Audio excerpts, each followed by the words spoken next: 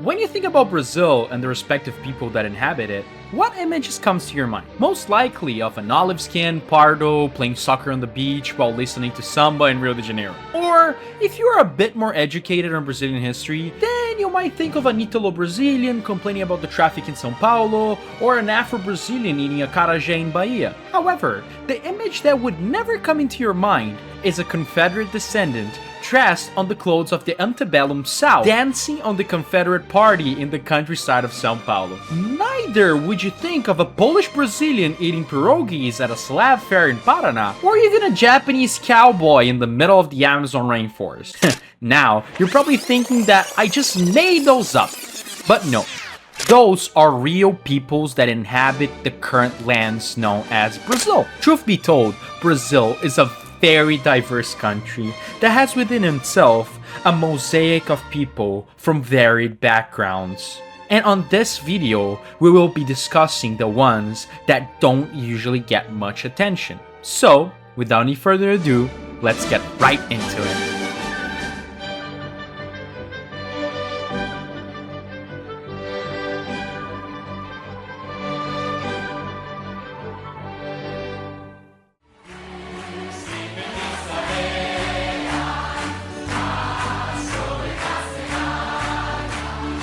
The Basques are a people native to the region spanning the western Pyrenees on the coast of the Bay of Biscay in northern Spain, and southwestern France.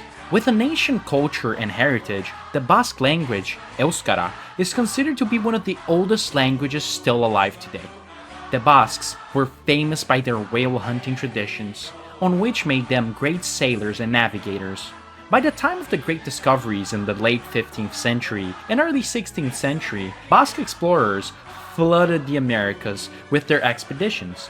From the sunny grasslands of La Plata Bay down south, all the way up north to the cold fjords of the Newfoundland, the Basques were present in all over the Americas. As a people of the Iberian Peninsula, already part of the Spanish kingdom at the time of the discovery of the Americas, it was only natural that they would come along with hordes of settlers at the time. While their migration was mostly concentrated on Chile, Uruguay, and Argentina, Brazil received a significant amount of Basque immigrants, especially during the period of the late 18th century until the early 20th century, as political instabilities and persecutions forced many to flee the old continent. Brazil was one of the countries that opened its arms to receive them. Despite their limited numbers, Basque culture had a very significant impact on Brazil, especially in the Gaúcho culture of the south. This is noticeable in various aspects, from traditional vestments such as the Basque beret, economical activities such as sheep herding and leather production, and even some aspects of the Gaúcho accent can be all traced back to Basque merchants from the La Plata region. Basque influence may be more subtle than other diasporas, as much of its aspects got incorporated into the general southern Brazilian culture, but it surely left a very significant impact. The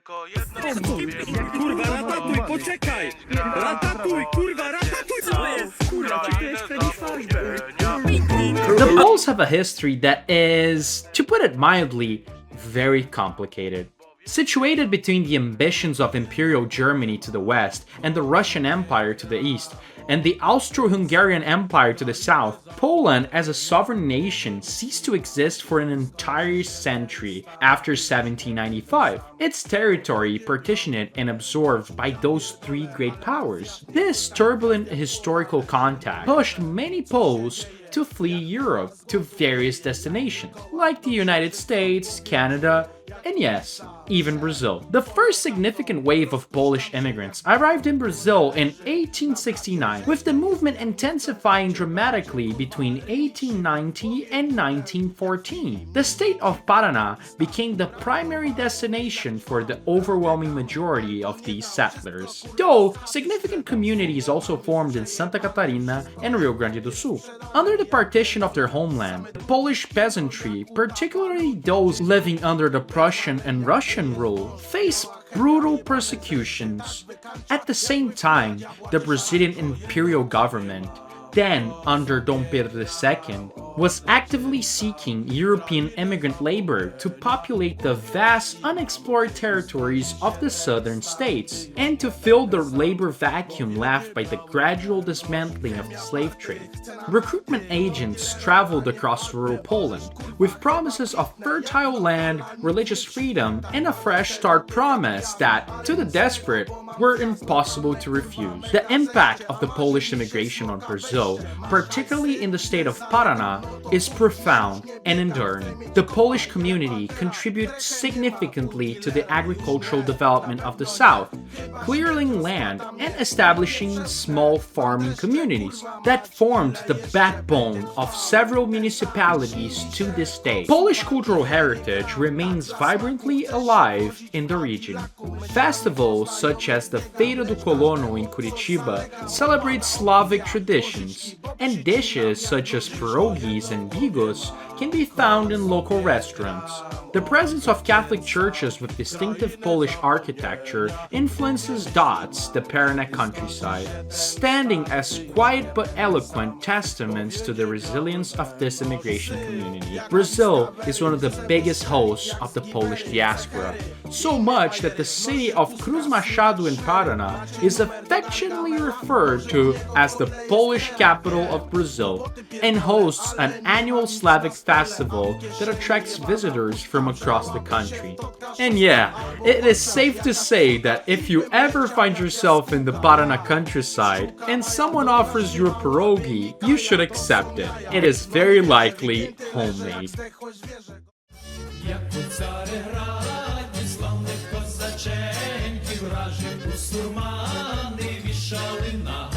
Ukraine, a land often described as the breadbasket of Europe for its extraordinarily productive black soil. Despite the richness of their land, the Ukrainians spent much of the 19th century under the thumb of two great empires: the western regions of Galicia and Bukovina under the Austro-Hungarian rule, and the eastern and central regions under the Russian Empire.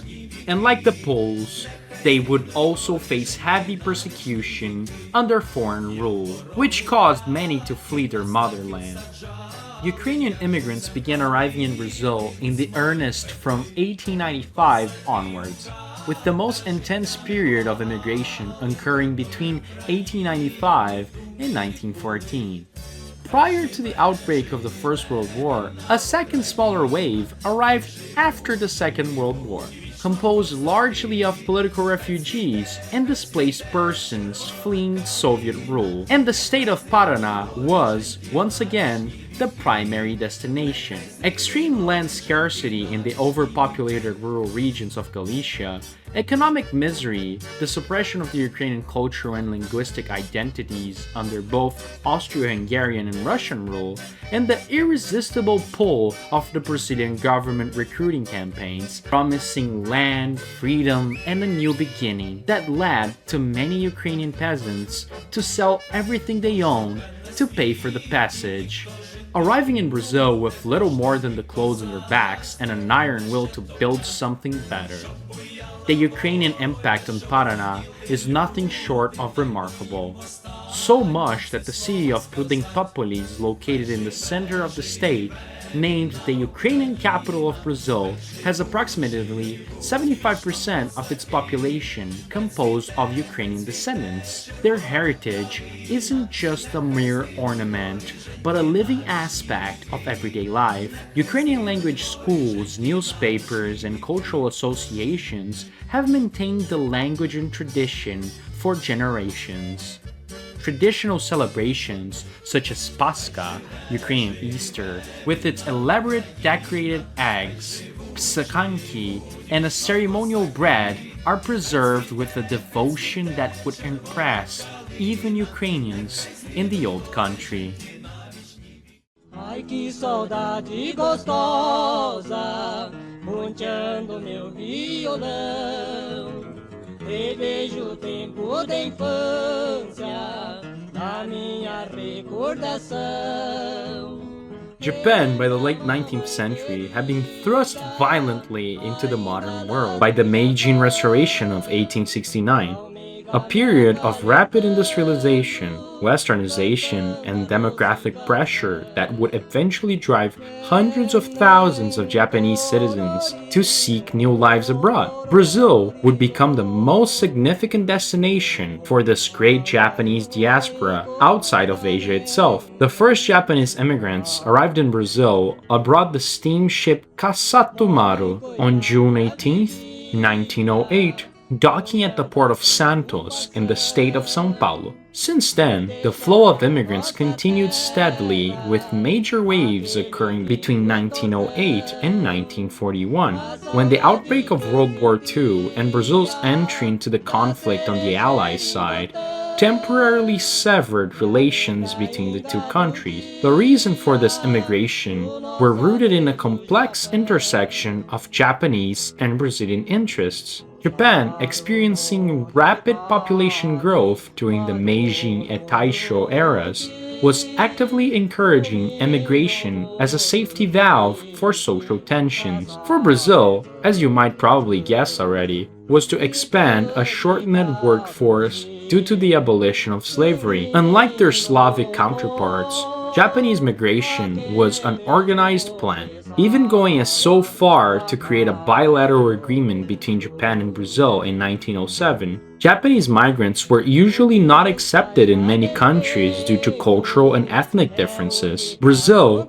was one of the few countries to accept them, as they were seen as hardworking and diligent people. The impact of the Japanese community on Brazil is immeasurable. Brazil is home to the largest Japanese population outside of Japan, with an estimate of 1.5 million people of Japanese descent. Nipo-Brazilians have made transformative contributions to Brazilian agriculture, mostly notable in the development of the Cerrado, Brazil's vast savanna region, which Japanese agricultural scientists helped transform from barren scrubland into the most productive agricultural zones on Earth. The neighborhood of Liberdade in São Paulo is a vibrant epicenter of the Nippon Brazilian culture. Home to one of the largest Japanese communities outside of Japan, Nipo-Brazilians have also excelled in politics, medicine, science, the arts, and sports, becoming one of the most throughoutly integrated immigrant community in Brazilian history. As one last note here, as a fun fact, when most people think of Japanese immigration to Brazil, they think of São Paulo, and they would not be wrong. But the Amazon? This is a completely different story. However, in the municipality of Tomé-Açu in the state of Pará, Japanese immigrants established an agricultural colony in 1929 that would go on to transform the regional economy. In Paratinins, in the state of Amazonas, there exists, to this day, a small but thriving Nipo-Brazilian community whose descendants have fully embraced Amazonian vaqueiro, the cowboy culture. And yes, you heard it correctly, Japanese Brazilian cowboys in the heart of the Amazon rainforest, riding horses and herding cattle with the same diligence their great-great-parents applied to the pepper fields of Pará. Brazil truly is a place of many surprises.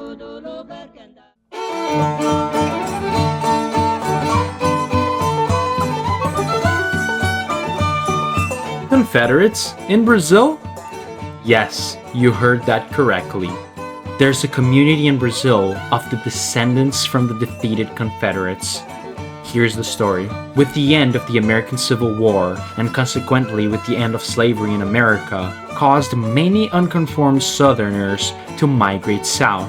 Between 1865 and 1875, an estimated 8 to 20,000 Confederate immigrants and their families made the journey to Brazil, where they became known as the Confederados. The primary destination was the interior of the state of São Paulo, particularly the region that would later rise to the cities of Americana and Santa Bárbara do Oeste, whose very names reflect their origins. The reasons for choosing Brazil were as pragmatic as they were ideological. Emperor Dom Pedro II, eager to attract skilled agricultural settlers and develop the interior of his vast empire, actively courted Confederate immigrants and offered them generous land grants. More significantly, Brazil in 1865 was still a slave-holding nation, where slavery would not be abolished there until 1888, which made it ideologically and legally compatible with the social order the Confederates sought to preserve. The climate and geography of the interior São Paulo, like the American South, was also well suited for the cultivation of cotton, which the Confederates introduced to Brazil using the advanced agricultural techniques they had developed in the antebellum South. The legacy of the Confederate diaspora in Brazil is complex. The Confederates contributed significantly to the agricultural development of São Paulo, introducing efficient cotton cultivation methods and, according to local tradition, even bringing recipes that influenced regional cuisine. However, they were at the same time a symbol of Brazil's inertia when it came to the abolishment of slavery, maintaining this institution far too long that it should have. Their descendants are today a recognized cultural community, fully Brazilian in language, culture, and identity, yet still fiercely proud of their distinctive heritage. While wandering through the interior of São Paulo, go to Campos Cemetery in Santa Bárbara do Oeste, where many of the original Confederate settlers are buried. There, you may see the Festa Confederada, the Confederate Festival. You'll see people dressed in antebellum clothing, Confederate battle flags displayed, Southern food served, and old American country and folk music filling the air. It is, without any shadow of doubt, an odd to complex legacy left by those immigrants. Wenn in stiller Stunde Träume mich umwehen. Pomerania is a historical region stretching along the southern coast of the Baltic Sea, a land of dense pine forests, fertile plains, and cold winters.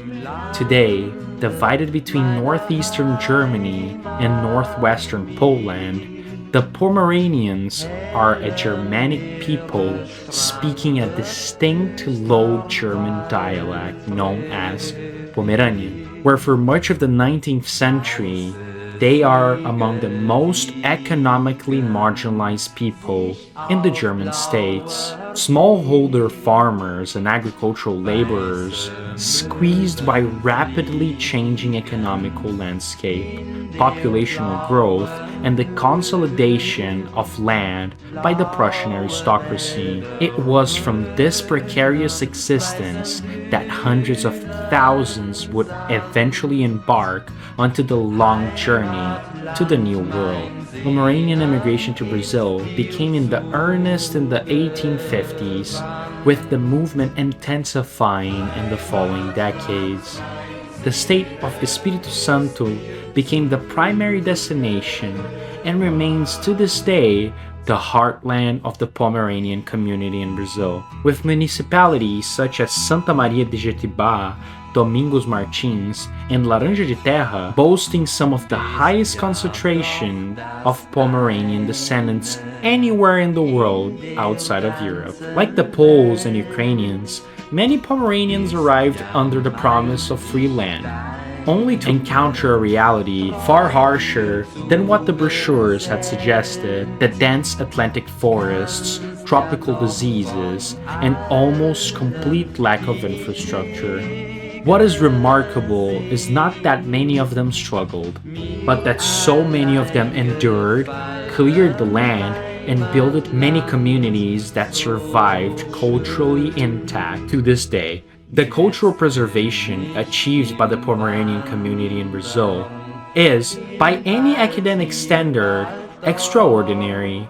The Pomeranian language, which is considered extinct in Europe, where it was absorbed and replaced by Standard German, continues to be spoken as a living everyday language by tens of thousands of people in Espírito Santo. So significant is this preservation that in 2009, the state of Espírito Santo officially recognized Pomeranian as a co-official language in several municipalities, a remarkable legal acknowledgement of a community that has kept alive a European language that Europe itself forgot. Before we conclude, here's one curious fact about the Pomeranian community. During Brazil's military dictatorship in the 1970s, the government launched an ambitious colonization program for the newly created state of Rondônia, deep in the western Amazon basin. As part of this program, entire families, including a significant number of Pomeranian Brazilians from Espírito Santo, were relocated to the Amazonian frontiers. The result is one of the most improbable cultural transplants in Brazilian history. So, imagine a community of Germanic Pomeranian descendants speaking a medieval Low German dialect, farming the Amazonian soil, and practicing Lutheran Christianity in a region more commonly associated with indigenous people and rubber tappers. Crazy, right? Even though this might seem like an alt history scenario, towns such as Espião do Oeste in Cacoal in Rondônia have Pomeranian communities that have maintained their language and traditions even in this most unlikely settings. Brazil, as we're beginning to understand, is a country where the improbable has a habit of becoming the everyday. Brazil is a place that many distinct peoples and their respective descendants call home. Not a surprise to see that such a large country would be so culturally and ethnically diverse. This video sought to showcase this, and we hope that this summary of those forgotten communities may awaken on you, our dear viewer, a desire to hear their stories and learn more about their history and culture. If you appreciate our content, remember to like and subscribe to our channel. Also, if you wish to support us, I highly recommend checking out our Patreon, link in the description. Anyway, thank you for watching and see you next time.